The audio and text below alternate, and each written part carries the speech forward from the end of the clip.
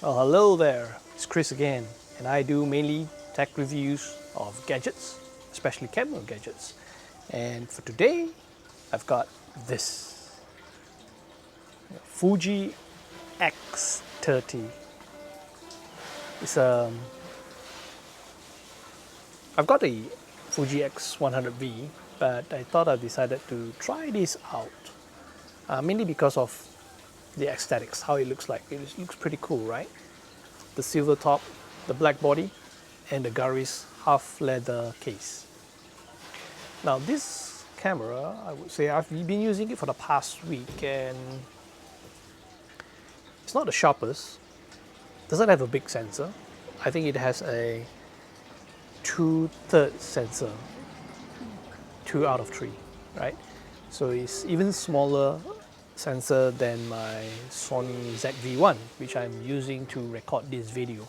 Sony ZV-1 has a 1-inch sensor, and this is slightly smaller at 2/3.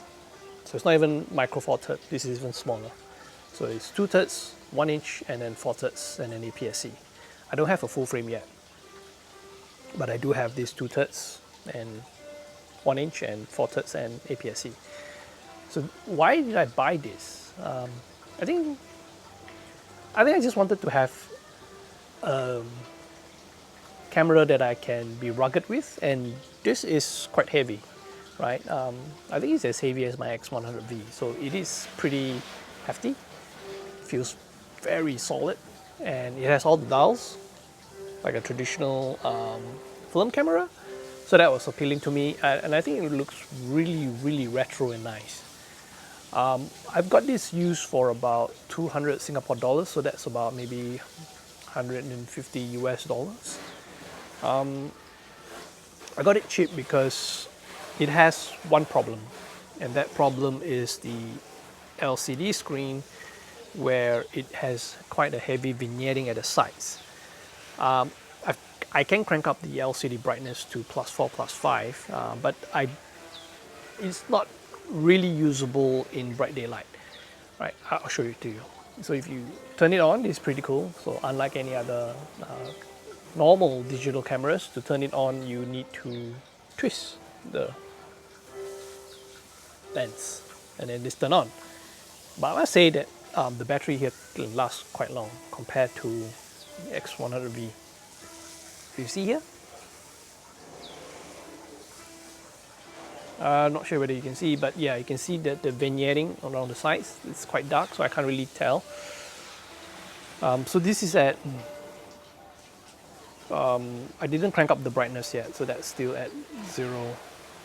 So if I crank it up all the way to 5, all right, you can take a look.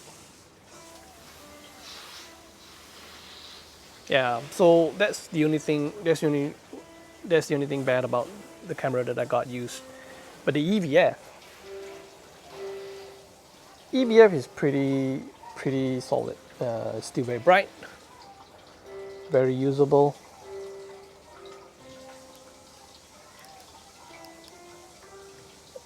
Yeah. So I've been using this. This is a 2/3 sensor, and I must say that the image quality is not bad for its given sensor size. But having come from 1-inch sensor, micro four third, and APS-C, wouldn't say it's the greatest, but it slows me down in my photography. So because it's not a very super fast lens, I take time to compose and to try to take the shot. Forces me to try and take the shot at ISO 400 to 800. ISO 1000, 1006, 1600, I think there's a lot of noise there. You can probably fix that in post, but I'm too lazy. I try not to do a lot of things post. Try to get everything correct right out of the camera. So yeah, I've got it used. So it came with the Garis leather. It came with the thumb grip from, what is that company called? The famous one. Lensmate, yes, Lensmate. So it's not a cheap one. So yeah, for 150, 160 US, I think it's a pretty good deal, right? Sweet. It does have a tilt screen, so that's pretty nice if you want to compose dusty. If you want to compose pictures from your hip. Yep. It has Wi-Fi, no Bluetooth though, Wi-Fi, and then it has nice switch here to change to manual, single autofocus or continuous autofocus.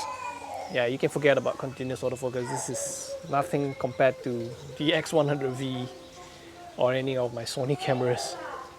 So I just leave it on to either single or manual, right? Manual, pretty nice. It does have focus peaking, so that's good if you want to compose. What else I like about this camera? It actually has a lot of features. So it has a zoom. So it's 28mm all the way to 112mm. Unlike the Sony, which is only 24 to 72. So this is 28 to 112. So the reach is a little bit further. It has a macro mode, so you can get pretty close to the subject. There is one, and then there is the super macro mode, even closer. You can take some nice close-up of flowers and insects that don't really move much. It has a flash. Look at that. It has a leaf shutter, so taking flash in a broad daylight would have your subject isolated pretty nice and nicely lit.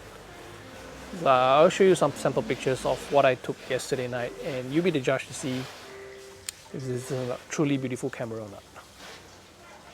Till then, take care. God bless.